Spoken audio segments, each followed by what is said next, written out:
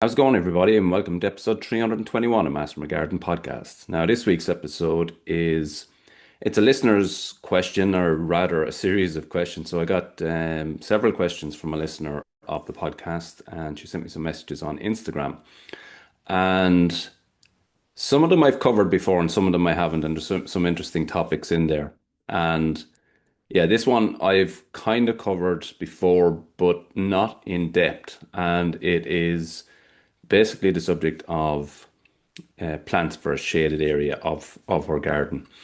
And this garden is pretty shaded. It's not, deep, deep shade, but it's pretty shaded, just some dappled light in the evening time.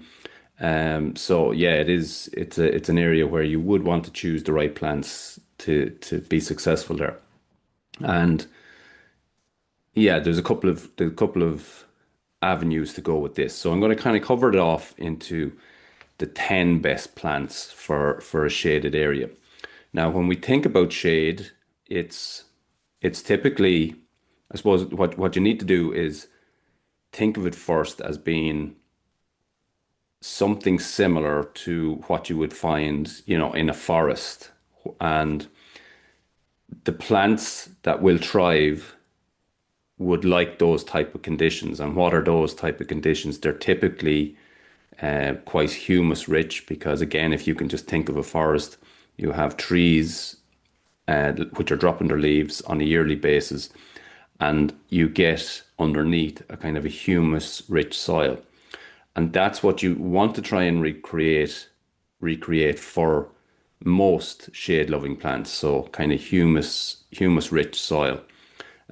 So definitely adding things, like leaf mold and, you know, compost and stuff like that, that will create the kind of similar environment to where they're most at home, in terms of soil.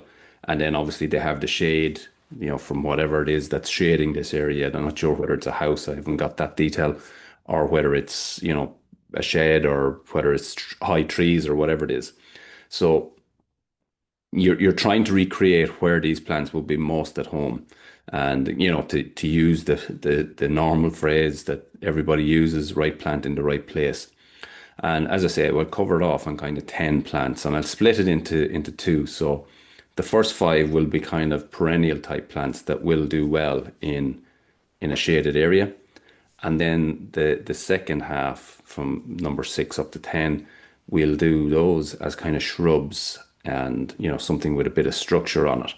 So one could kind of give you the flower and maybe leaf color, and then the other five, the second five of the 10, for structure, as I say. So the as I say, the main consideration is to try and think of where these plants are most at home and then create that environment. So there's kind of two types of shade you have in terms of soil. There's kind of deep shade, dry shade, and wet, heavy shade. So generally speaking, if you're putting plants in here that are shade loving, you want to add, as I say, leaf mold or compost to the soil. And if that is dry shade, it will improve that. If it is wet shade or damp shade, it will improve that as well and improve that structure a bit. So what we're aiming to do is improve that soil structure there. And then the plants should do quite well in there because they are going to be suited to a shaded spot. But if they're in a shaded spot and the ground that you're planting them into is very, very tough on them, then they might not thrive. So what we want to do is get that soil right first, and then the plants up on top should do well. So yeah, to break it up, as I say, five perennial type plants and five of shrubby type, structure plants. Now, some of the perennials that I mentioned are very, very good in shade, but they're also quite at home, in other parts of your garden. So they're not, strictly speaking, just for shade. So number one on the list is astilbe. And we spoke about astilbe on the podcast on a good few occasions for various reasons, whether we're talking about pots or whether we're talking about perennials or whatever. And it's a brilliant, astilbes are brilliant in terms of how hardy they are. They grow in almost any ground, any soil. in almost any conditions in terms of sun and shade and so on, but they are very happy in shaded areas. And they will add a really nice blast of color. They can fill out a space quite well. So while they're not strictly speaking a ground cover plant, they do cover ground over time as well. So they, if you bunch them together in threes or fives, they will kind of bunch out or fill out that space, and they will provide flower in the summertime, and quite nice flowers as well. They also have lovely leaf feature, generally speaking, nice vibrant leaves. They can come in various colors from dark red, dark greens, to sort of lighter tones and even uh, slightly colored leaves on them, the different almost reddy colors at times. So it has a variety of colored leaves and a variety of colored flowers. So you can get white flowered, pink flowered, red flowered astilbes. So they're a brilliant plant for shade. And that's number one on the perennial list. Number two is one that has a flower, but it's not really, the flower is sort of insignificant in it. It's not really planted for the flower, and that's hostas. Again, we would have spoke about it before in relation to pots and, in terms of other planting jobs in the garden, and a hosta will be very, very happy in a pot. It'll be very happy in, you know, full or dappled or full sun, or even dappled shade and full shade. So it'll be happy in all of those environments, and really, really tough. And again, not strictly speaking a ground cover, but will fill out a space. And again, if blocked together, they will fill out that area. Obviously, the caveat with them is the slugs love them, so you'll have to watch that. But other than that, it's a really good, successful perennial to put in a shaded area. Next one on the list is hellebores, and we mentioned them last week in relation to, or in the last couple of weeks in relation to feed for the bees and so on at this time of the year. And hellebores, they provide such wonderful color in those sort of spring and winter and early spring kind of months. Such a variety of leaves, such a variety of flower, and really, really, once they get established, they're really hardy plants and will just provide year after year after year. So hellebores is number three on the list. You have a huge variety to choose from here in terms of colors, in terms of flowers. The variety is endless, from anything from lime green colors to white colors through to pinks and reds. Leaf color the same, greens, pinks, like just so much variety, striped and variegated, almost variegated leaves within it. So huge variety within hellebores, and beneficial, very beneficial in the early part of the year for pollinators as well. So number three on the list is hellebores. Number four on the list is one that is a brilliant plant. Vine weevil do like it, so just watch out on this one. But a super plant for shaded areas. Again, comes with a different varieties of colored leaves and different colored flowers, and that's heuchera. And some lovely ones, some of the kind of older ones, the likes of Palace Purple, a big purple vibrant leaf. Really vibrant, stands out well, does well in shade, and gives that kind of, when you're talking about deep shade, you like to have colors, vibrant colors within there. So things like, even things like snowdrops and crocuses that pop up in the first part of the year just give that nice little pop of color. But something that sort of is in between the deep shade, the dark area, and the vibrant color is something like, like the heuchera. So it'll have a nice vibrant leaf on it, and nice flower as well. And it just sort of, it's in between the two. So it's not that deep color, and it's not the vibrant. It's in between, and it sort of bridges that gap, if that makes sense. Um, Again, does well in the open garden as well. So doesn't have to be in shade, but it does do well in shade. So that's heuchera. Again, just watch vine weevils. They are a little bit susceptible to vine weevils, so just watch that one. The next one is one that certain open gardens are brilliant at, Jimmy Blake's garden, he has a lot of the likes of epimedium there. So epimedium is next on the list, and it has a really big leaf. You can get it in a variety of sizes, so it'll be miniature miniature plant right up to bigger plants. Uh, but they have a big kind of flat leaf, and again comes with beautiful flower. And it comes at a time of the year when everything else is a little bit a little bit dark and so on. So it's a really, really welcome flower in that early part of the year, and that's epimedium. Mentioning Jimmy Blake's garden, that is a super garden if you want to go see plants that are ideal for deep shade. Then yeah, that's a good garden to look at because there is areas of that are very, very deeply shaded, and he has some fantastic plants growing there. Probably the biggest selection of plants in a shaded area, I would think, in Ireland. Yeah, certainly up there anyway. So that's worth looking at. And his book as well is good. There's a list of plants that are suitable for shade in there, I think. Pretty sure there is. So that's kind of five. So the five again, number one is astilbe, number two hostas, number three hellebores, number four heucheras, number five epimedium. But just to mention, there is loads others. So persicaria, brilliant one again for shade. Foxgloves, not strictly a perennial, but a biennial. And obviously we know the amazing flowers that they have. Again, ideal for pollinators as well. Dicentra is another one. Astrantia. Jeems. Jeems is a very good one, actually. Could have nearly put that in the top five. Just tough.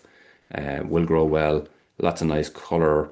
Very a good range of flowers. So you can get orange flowers, you can get red flowers, white flowers. So there's a lot of different options on flowers. But Jeems is another very good one. Solomon's seal is another one.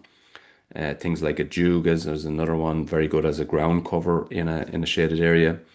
Persicaria, as I mentioned, the likes of vinca will take over, but very, very good in a shaded area. And if you're not, if you're not too, if you don't mind something taking over in that particular area, then a vinca is a good one. So that's kind of a good list of perennials. So you can see straight away you're not overly limited. There is some great choices and some great things to give you color in a deeply shaded area.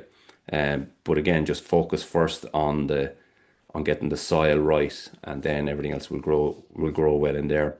Now onto the shrubs, and number one from the shrubs, so in it would be acers.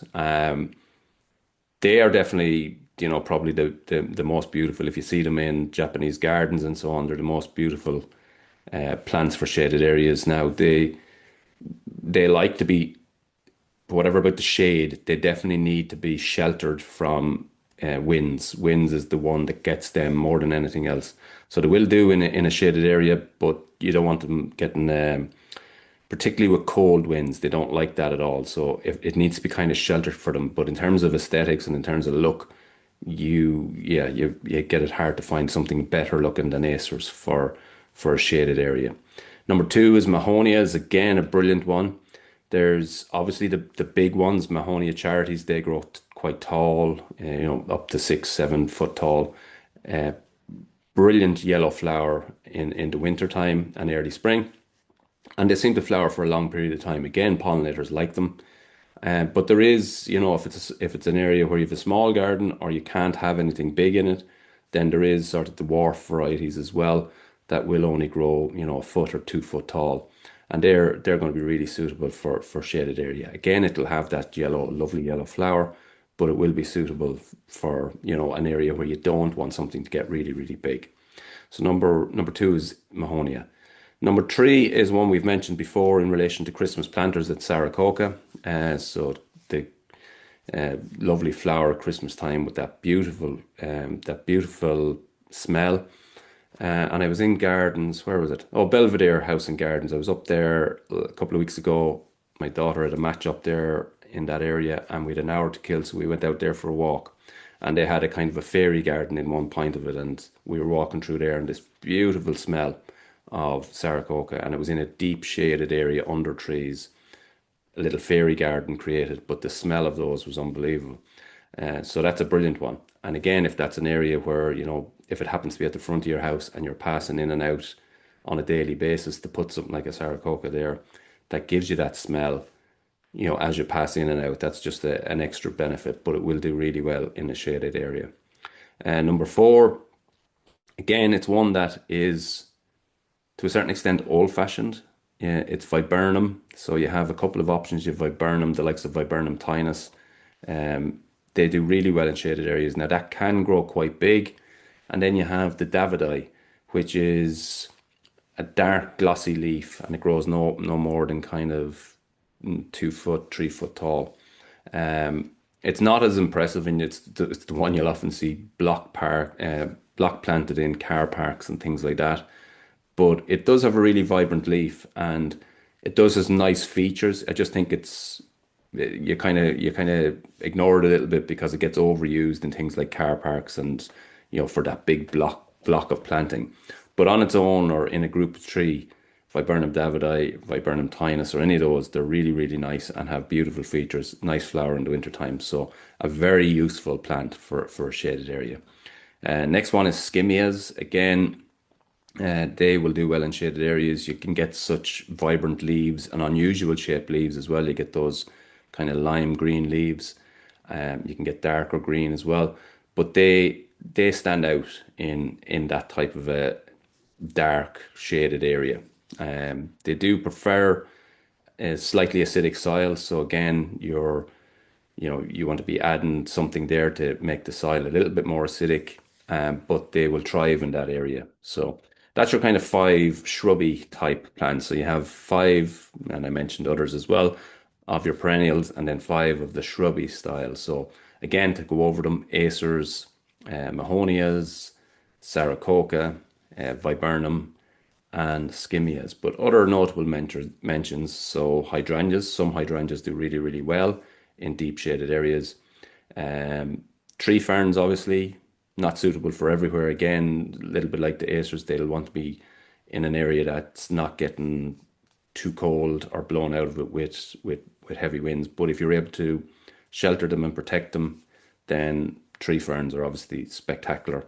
Wouldn't have a hope of growing them here where I live, but obviously in parts of Ireland they do extremely well. Um, Acuba japonica is another one. Again, that's the little, again, it's often used in car parks and block planted in areas. And maybe for that reason it gets overlooked a little bit, but it is a beautiful, vibrant yellow leaf with green specks on it. And again, planted in an area where it's dark and shaded, that lovely, vibrant leaf really, really stands out, and it's kind of glossy as well. So it does stand out. So you can see that, across the whole list of plants, you can have nice color, nice leaf feature, nice contrast in terms of leaves and plant structure.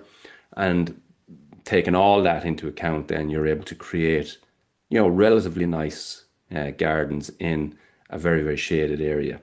And yeah, it's an area where people often struggle because they'll think of an area and they'll go to their garden center and they'll say, "Oh, that plant will look nice there," and it may well look nice there if it was able to grow there. But the first thing you have to think of, is it going to be able to grow there? And if it is going to be able to grow there, then the next bit is a nice plant and will it work there? So again, right plant, right place is the overriding theme. And that's kind of, there's others, that's a very, very small list. I've kind of mentioned maybe obviously 10 on the sort of list in total. But then there's maybe, I mentioned probably maybe another 10 or 15 on top of that. But there is lots of others as well. So that's kind of a good list. All of them are good solid plants that will revitalize or make an area look vibrant, even if it is in dark or deep shade. Again, just to go back to what I said at the very, very start, the key is to make sure that soil that you're going into is you're creating the environment for those plants, or what they're used to or what they're bred to do. And that tends to be, a forest type garden. So you're getting, every year you're mulching it down, you're adding that to that humic layer within the soil, and then those plants will do really, really well. So there was another episode that I covered on it before, as I say, episode 167, and that was with Mike Keep from Shady Plants. And Mike runs a nursery that does nothing else, only plants for shaded areas, or at least that was the case at the time. I'm sure it still is. Um, there's a lot of the plant fairs and so on, but he is, as I say, breeding or growing plants specifically for shaded areas. And yeah, he kind of has it categorized into the various different types of ferns and all the other plants for shaded spots. So that's an episode worth checking out as well for more specifics around names, episode 167. In other news, then the next workshop for the spring is a medicinal plant workshop. It is going to be on, I think it's 18th of April. Don't have the full details yet, but I will have it for next week, and I'll put the link into the show notes. So basically, it's taken a selection of medicinal plants, I think 10 in total, and we're going to create a little medicinal garden on the day. So I'm going to go through the growing part of it, the setting up of the medicinal bed, the planting of these 10 plants, and then we're going to Laura Darcy from Yarrow Lane Herbs is going to talk about the medicinal uses for all of these. So we're going to be talking about things like and creating things like teas, tinctures, balms, all of that sort of thing. So kind of 10 pretty easy to use, relatively common medicinal plants. And then we're going, as I say, Laura, she's brilliant, brilliant herbalist, and she's going to talk about those and the kind of everyday use of those. Um, some of those I use quite regularly. Things like sage is on the list. Um, there's others on the list that we would use for teas like chamomile and so on. So yeah, it's going to be really interesting to kind of combine the growing part along with the medicinal use. So obviously the first set of workshops this spring have been all about growing your own food. The second of those is tomorrow, actually, the day after this episode releases. And both of them have sold out. And now we're looking at kind of the medicinal herbs and other workshops to come as well. So interesting times, exciting times. And yeah, if medicinal herbs is something that's of interest to you, then this is a good workshop. As I said, two of us working together on this and looking forward to it. And yeah, that's first of the listener who asked this question had lots of questions. So I'll cover those over the coming weeks as well. Some really interesting ones in it. There was one about AI and gardening, and yeah, I'm interested to cover that. So it's a growing thing where you're looking at any sort of content. It doesn't have to be gardening. I support Liverpool, and there's some content now that you're looking at, and very, very doubtful as to whether it's actually a human that you're looking at. And yeah, it's turning all that AI thing is really, it's really baffling and. I suppose in some ways it's exciting, but I still like to have more grounded personal content. And, personally, that's what I like. That's what I try to provide on the podcast. I do, in terms of my show notes for the podcast, which I don't know how much people read them or whatever, but they are generated. They are generated automatically by AI. It just saves me writing it out, typing it out. And again, as I say, I don't think people use necessarily the show notes too much, except for links and things like that. So that is generated. But in terms of recommendations and in terms of content, you know, I I like to have the personalized, true to the situation um, advice, I guess, as opposed to the AI version. But yeah, it might be an episode I'll do. It's kind of an interesting topic, and this listener gave me some kind of angles that she had asked AI to come at different things from, and yeah, some of the answers, yeah, it's debatable whether they're solid or not, so it'll be definitely an interesting topic to cover. So anyway, that's this week's episode. It's 10 plants for shaded area, to shoot over the list one last time, kind of the top 10. Number one is astilbe, number two, hostas, number three, hellebores, number four, heucheras, number five, epimediums, number six is acers, number seven is mahonia, number eight is sarcococca, number nine is viburnums, and number 10 is skimmias. And that is, to name just a few, there is others that we mentioned across the episode, but that's a kind of good solid list. And that will give you a good start on any bed in a shaded area. And that's been this week's episode. Thanks for listening, and I'll tell you next time. Happy gardening.